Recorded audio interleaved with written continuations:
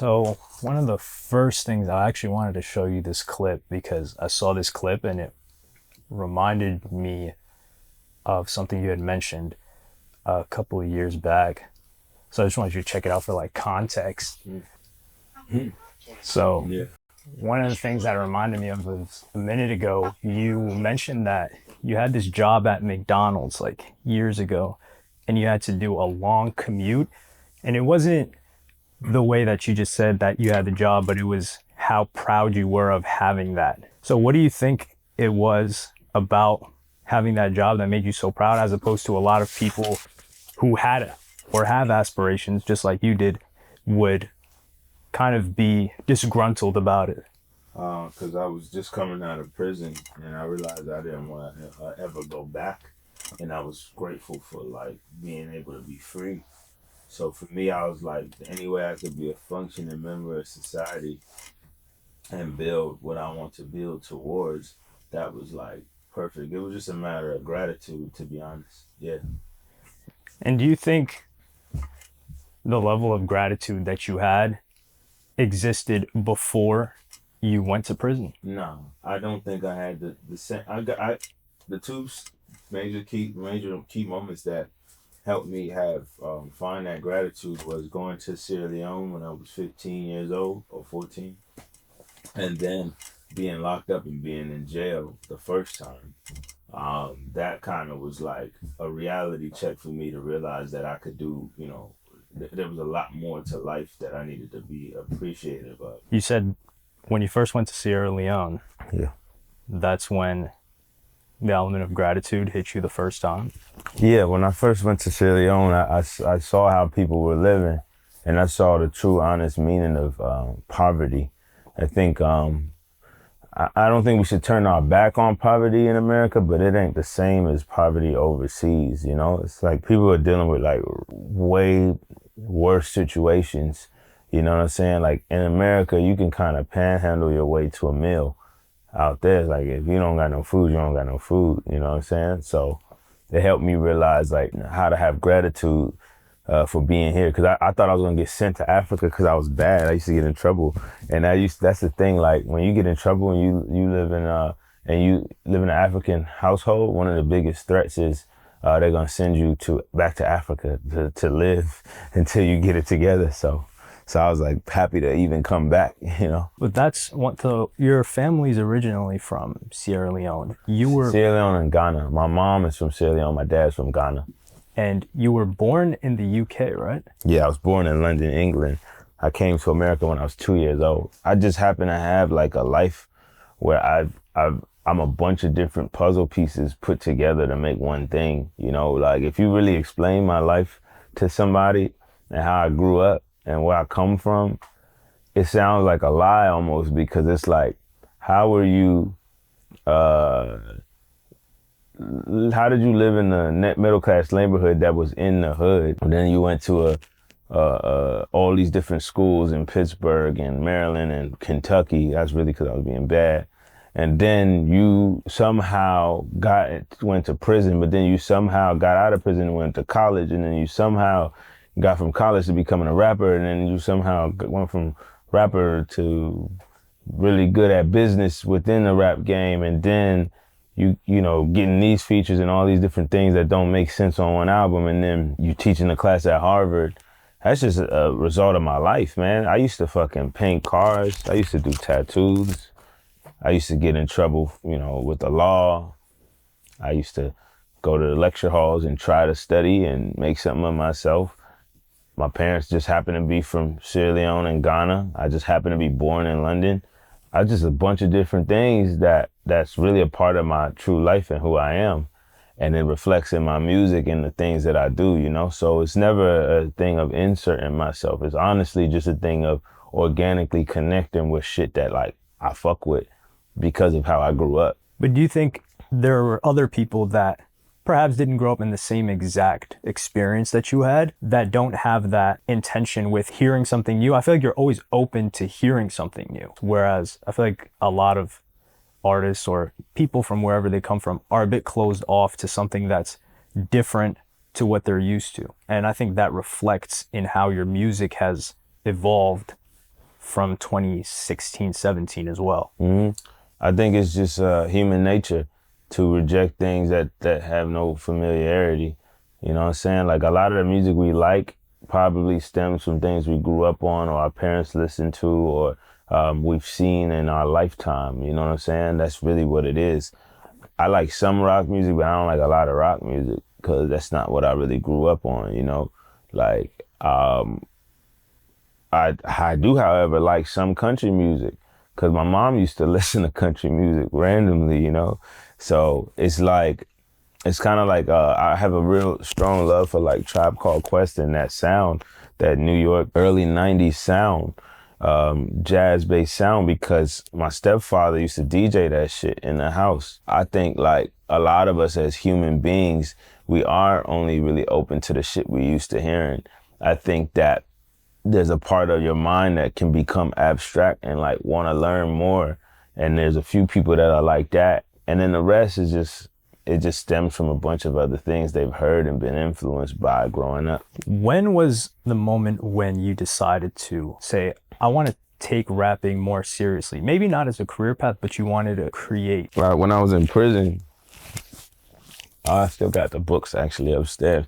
When I was in prison, I just was writing and making music for fun. Then I was like, when I get out, let me just try to make a mixtape and see what happens. I really just wanted to be a local rapper. That's all I was, you know, I wanted to go to school, have a job, but then be a local rapper. I was cool with that. But I think when I started getting into that shit, it kind of made it like, in order to really do this, you got to give everything to this. Then I had to make that decision of, do I want to do that or not? And I made that decision and I put everything I had, my time, my love, my energy. I sacrificed my life to be what I wanted to be in this industry. And I'm still not there. I'm still working on it. You know, I'm still like in a good place, but I got way more, you know, much more work to do. But yeah, that's kind of when I realized it though, the moment I was getting ready to leave prison. How much more prepared do you think you are now to have your moment, in the sense that where things just kind of hockey stick? Is there some reflection right now where you say maybe you weren't as equipped to handle it back then as you are now? Or no, I'm equipped to handle it the moment that it happens. It's just every day that it doesn't happen, I become more equipped. I think I'm the most equipped for it than anybody in rap right now, in general. I think that I'm a very seasoned artist that also controls my own destiny. I run my own shit. I don't even have a manager. I got people that I work with. I got different departments in what I do. I handle all of this shit myself. Not saying I would never have a manager, but I've never really worked on that, I need a manager to do this or that for me basis. I've always been pretty self-sufficient my entire career, and more now than ever. There's nobody that's in my way. The only way I would not be good is if I just turn into like randomly start doing crack. If I start doing like drugs or some shit, I could see myself failing. But that's the only way, like it's the only thing that could ever stop me. Other than that, I believe I'm more equipped than any of my peers, anybody who's doing music right now, because a lot of them kind of have to rely on certain things and certain elements for their careers to move. I don't rely on nobody. That team building, you said that a lot of the music that influences you, a lot of it you grew up with or you experienced growing up. But when it comes to building a team, how are you able to develop that skill to build this team around you to allow you to move the way you do? I heard this thing quite a few times and I didn't really know what it was, but a few people have told me I'm something called a polymath. That's basically someone who has a lot of knowledge and ability to learn in multiple different places. I know every aspect of my career piece by piece, just because I've tried it. I've had firsthand experience with it. Talking about business, when we're talking about copyright, when we're talking about like building a team, I have more knowledge than the average artist, you know. That is like one of the probably key elements to how I operate, and that right there is like, for me, I'm gonna be honest, I don't know that anyone's ever seen this in rap music right now. I'm not saying no one's ever done things like I've done. I obviously get it from people like Jay-Z and, you know, people like even Kanye, people who we know that make really strong moves in business. But I don't think they've ever seen anybody that's hands-on and that's knowledgeable about the aspects of their career down to the details. And that's kind of what it is for me in general, and I've accepted that. Because one thing that I've noticed is whenever, let's say, some deal that you made gets announced and people see it, the natural reaction to a lot of the audience or just fans, maybe people that don't know how you operate, is who's making this happen for you? Whereas I think that's not the right question, since you said you're dealing with everything pretty much hands on. And do you think they make that assumption just because, with your point that you made, they're just so experienced and used to any artist or rapper that gets some sort of very big deal, as there being some manager or some agent that was able to get them that? 100%. Like, if you talk to anybody who does business with me, it's almost like I'm two different people.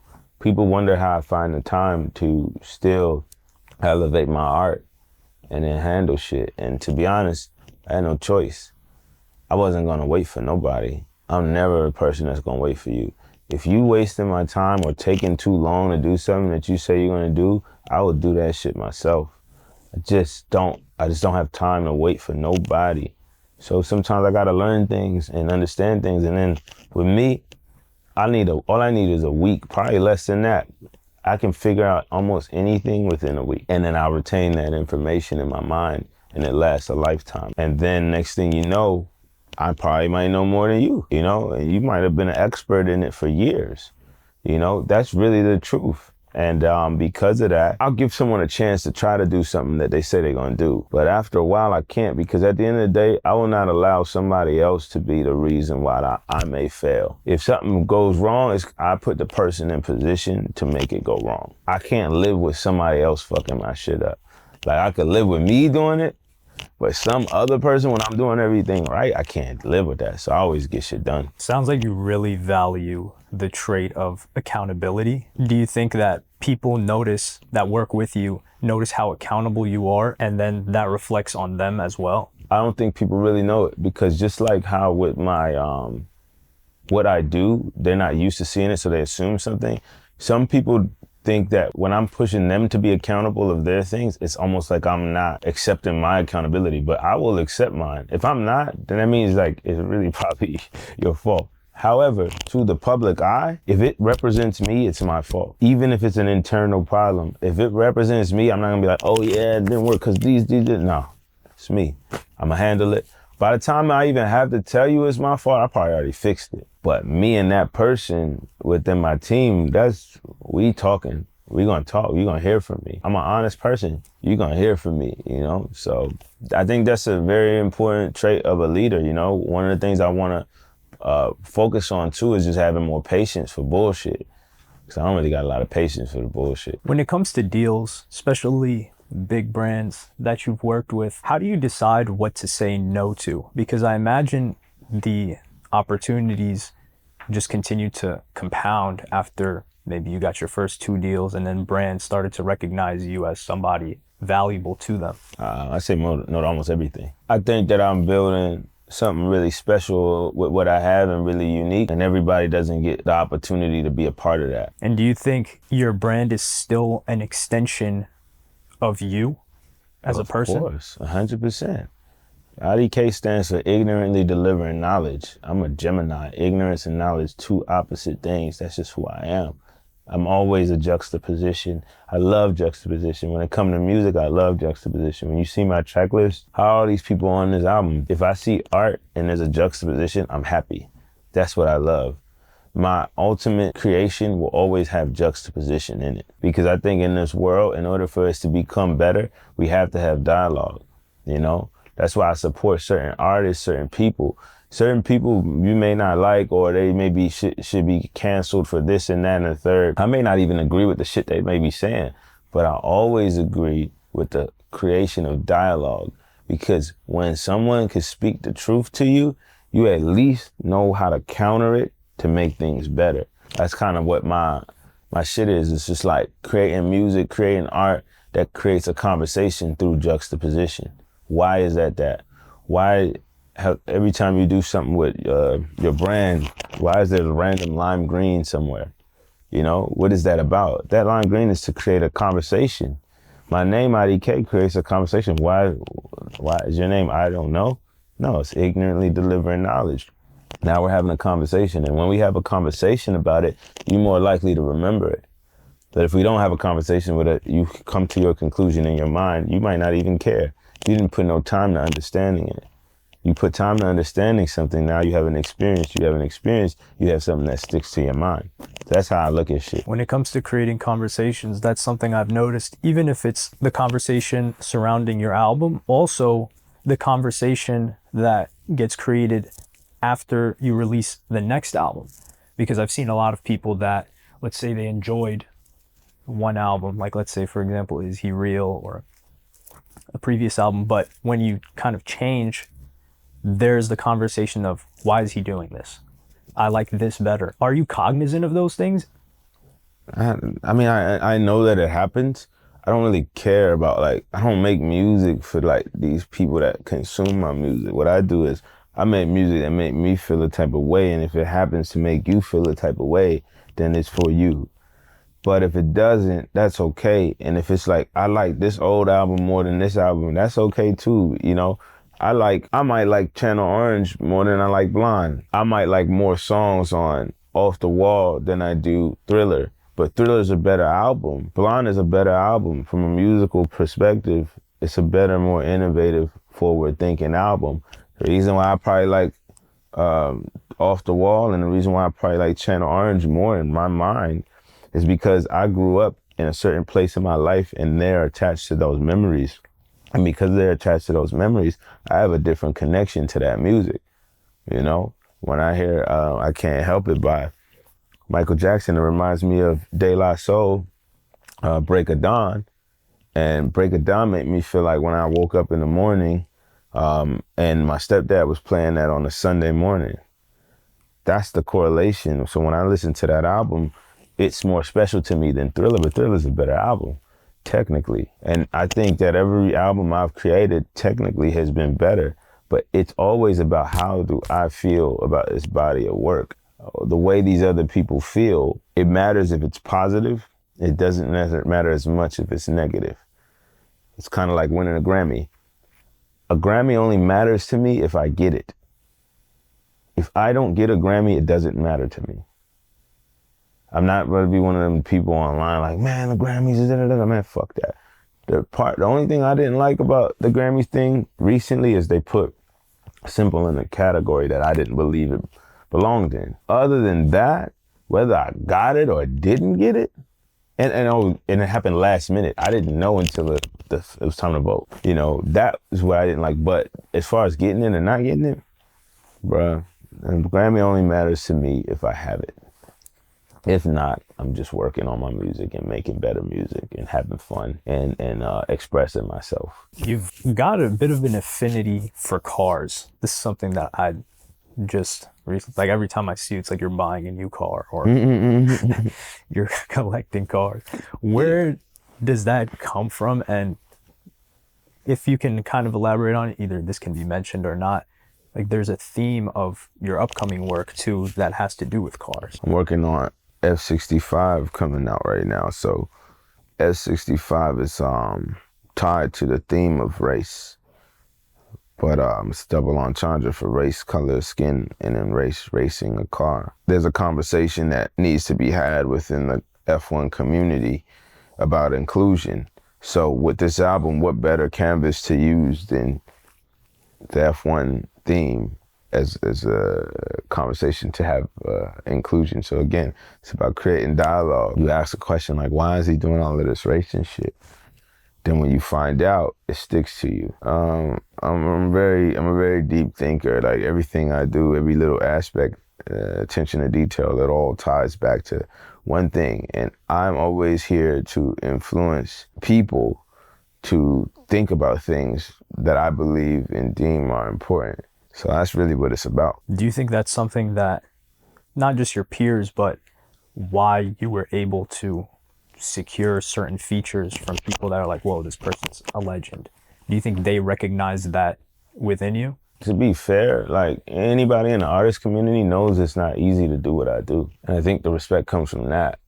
I think people who don't make music may not understand that as much. People respect how I move and what I make. And of course there's room for improvement. But if you look at the world of music today and what niggas is doing and making and the effort people are putting in and the knowledge they have about what they're even doing, most of this shit is just people slapping paint on a wall, putting albums together based off of the songs they made in the last few months. There's no real thought. There's no focus. Do you think you've had that with your music or albums since the jump, like when you first dropped the mixtape, or was it something that you developed? I've always had it, but I've always developed it and gotten better at it, and then gotten closer and closer to the core of what IDK me is. Yeah, it's always been like making versions of things that I loved growing up, and then it just started melting into what I am.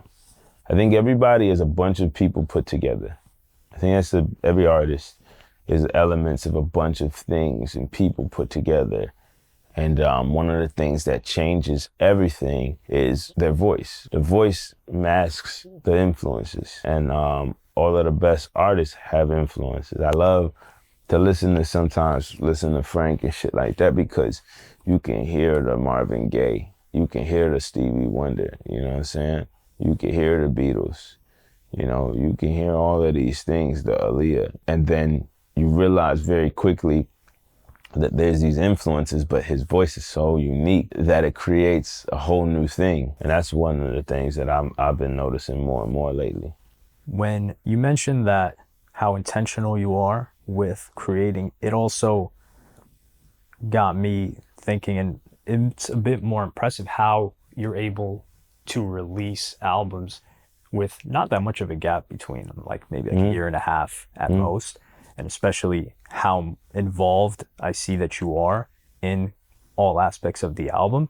Do you think that you're just very good at keeping distractions away, kind of like what you said in learning something in a week? You have to be able to get rid of distractions so you can focus and learn something, and that's probably why within a week you're able to get really good at something. I don't have a lot of distractions in general. Like a lot of rappers be doing like rapper shit. I don't really do that. I've been having fun. I've been outside a little more than normal, but that's not my interest, you know? So maybe that has something to do with it, but I'm also just not in my way. This is the thing. I'm not intentional when I make songs. I'm intentional when I make albums and when I produce music. And when I produce, I don't mean making beats necessarily. I mean taking a song idea to an actual real record or whatever you want to call it. When I'm in front of that mic, it's just whatever comes to my mind. I freestyle now 90% of the time. I don't write music anymore. It's a feeling. Just do shit. It's just whatever happens, happens. And then I like refine it through production. And then if it fits the theme of an album, if I have 10 songs that fit this theme, I build around that. But I just make songs. I make hundreds of songs. What you mentioned about producer, a lot of people equate producer to beat maker, but especially when I look at it, a producer may not necessarily be a beat maker, but just because someone's a beat maker doesn't mean that they're a producer, especially on a level of an executive producer. 100%. So what do you think, or not what you think, but what do you believe is the role of a producer? I think the role of the producer is to bring the psychology and thought to the art. I think when you record, you should not be thinking. You should just be feeling. But then when you like are done feeling, then you think, what kid is this gonna affect? Who's gonna say this line at the show? When do you drop the beat so that what's the line that everyone's gonna scream at the show? What is the feeling that you think and try to anticipate people will feel when this song comes on and when this moment happens? You know, it's like creating the moments and speaking to the people. That's what a producer is good at. They know how to see that. They know what's the single. They know what's makes sense for this audience, what makes sense for that audience, how to make it make sense for this audience if you want to cross it over to that audience or whatever, you know? Quincy Jones is a producer, you know? Pharrell is a producer. Timberland is a producer. Swiss Beats is a producer. Kanye West is a producer, you know? There's a few other people, but those are the ones that you really could say are producers. Metro Boomin is a producer. I ain't get to work with him yet, but I heard a lot about how he worked. Do you think some people have transitioned from beat maker to producer?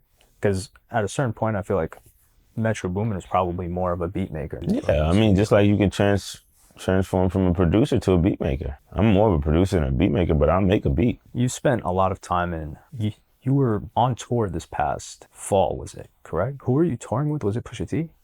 Yes, but that was US. That was then US. I did Australia and Europe myself. That was just I you. don't even think I had an opener, so I forgot.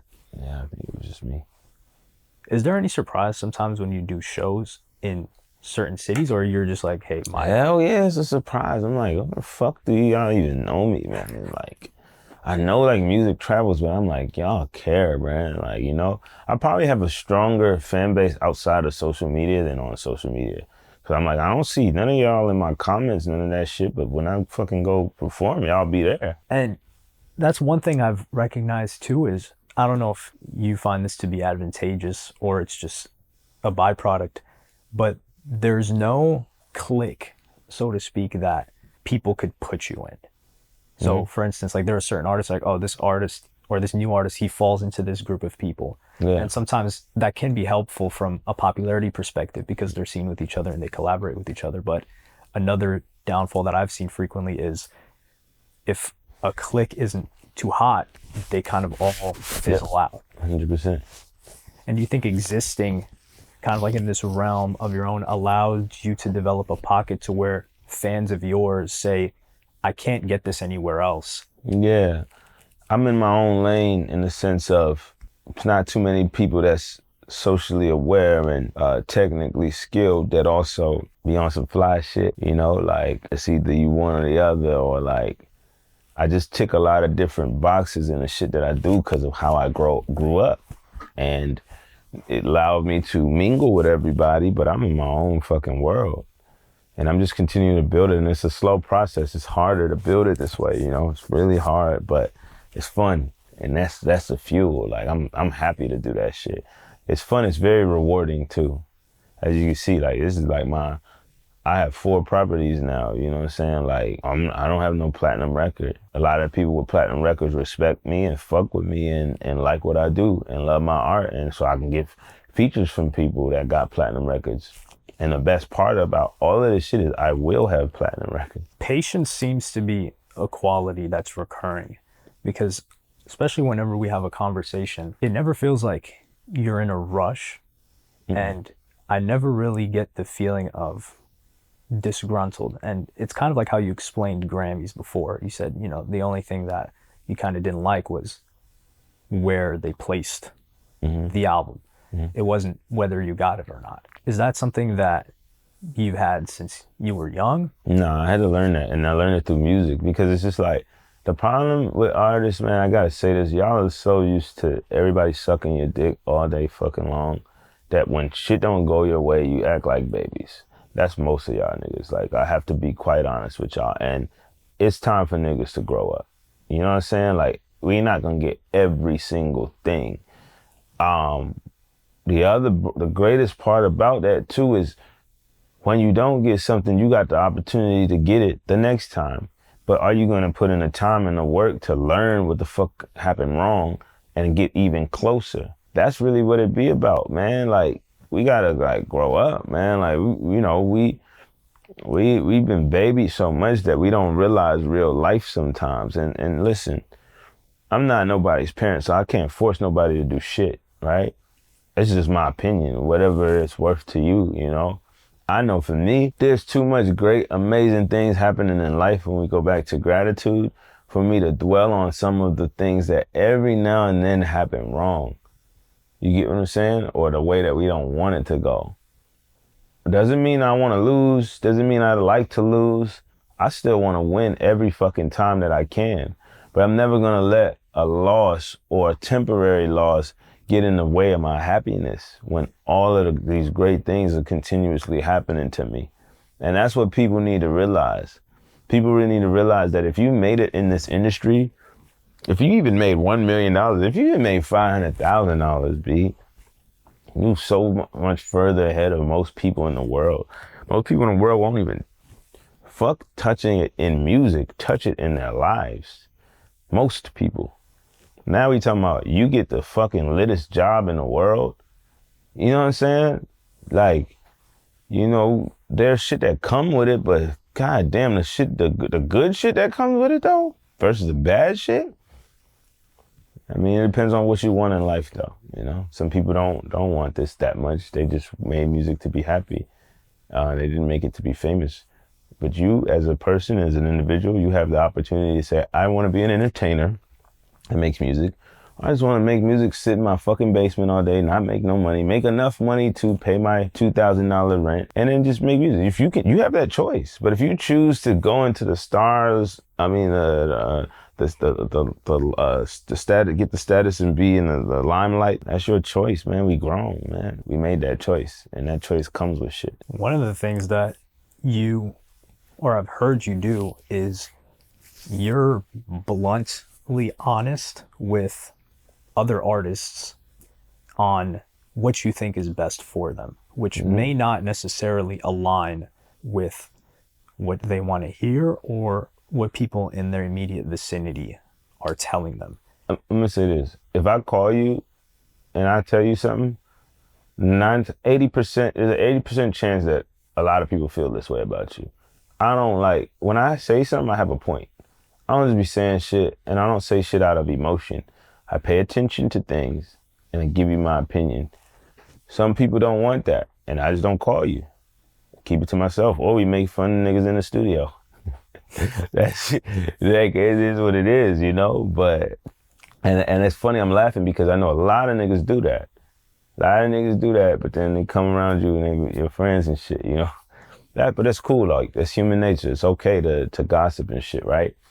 But I also have this thing where if I really fuck with you, or if I see that you seem receptive to information, which is not a lot of artists, I'm gonna holler at you and tell you what I think in a respectful manner. You can choose to listen or not. Do you think there's other people that are doing that for you, or you just do that for yourself? I just do it for myself.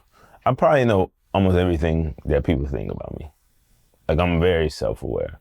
And I'm not in denial. The things that I feel like I want to fix, I fix. Things I don't give a fuck about, I don't give a fuck about. And I think I'm great at critiquing myself.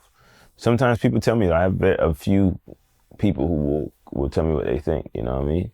Most people won't, though. Most people just want to be on your good side as much as possible, and that's cool too. I don't need nobody to do that for me. Your relationship with Nike, just coming in here, you know, you had a lot of stuff that looked like you were working on. Are you, or have you picked up more skills in terms of design after building that relationship? Because it looks like you want to be directly hands-on with every single thing that you've got going on with them. Yeah, if you see anything I'm doing, you know I touched it, period. Like, you don't just see, it's not some team doing this shit for me and I have nothing to do with it and you barely hear from me. No, I touched everything. You know that I'm a part of that.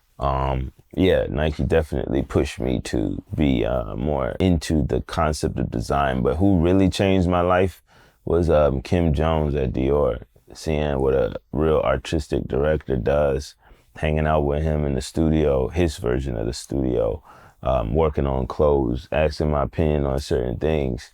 It let me know that there's a whole entire world when it comes to design, but it also let me know there's a whole entire world that we're not taking advantage of building as artists. So this next album is more of an artistic direction project where there's certain design elements attached to it. There's certain art elements attached to it. There's performance art, there's actual physical art. There's my photography that's a part of it now. That there's my music, you know, which is the main thing. But now when I deliver albums, I'm delivering entire worlds moving forward. I'm no longer just about to give you an album. The first time I really did it was with Simple, with connecting with Lee Bolin, or Bolin Lee, who did the artwork, and then connecting that to Dries Van Nine, which is my favorite brand, you know what I'm saying? Like, and putting that shit together and creating an element and a sound and a feeling, you know, with that. That was a small baby skeleton version of what is about to happen with F65. Yeah, I'm just pondering on that because just the things that you've mentioned about this album, there are worlds being put together that haven't been put together. Mm-hmm. And on top of that, there's music that I haven't heard yet. Mm-hmm. And I can't imagine what it's going to sound like. It's going to sound crazy. It's gonna sound like a mind fuck.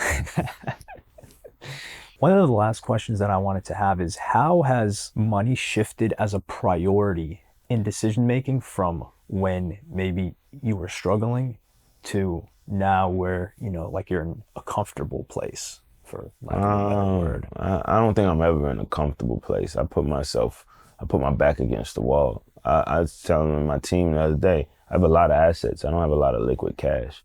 Anytime I have cash, I spend it. I spend it on any asset, keyboard, studio equipment, houses, properties, anything. So it forces me to make money. Forces me to put myself in a place where I'm like, still like, never comfortable. Yeah, because just when I hear creating this world with the music, I think, okay, you've got people doing video, you've got, of course you're involved with it, but it's a lot to spend.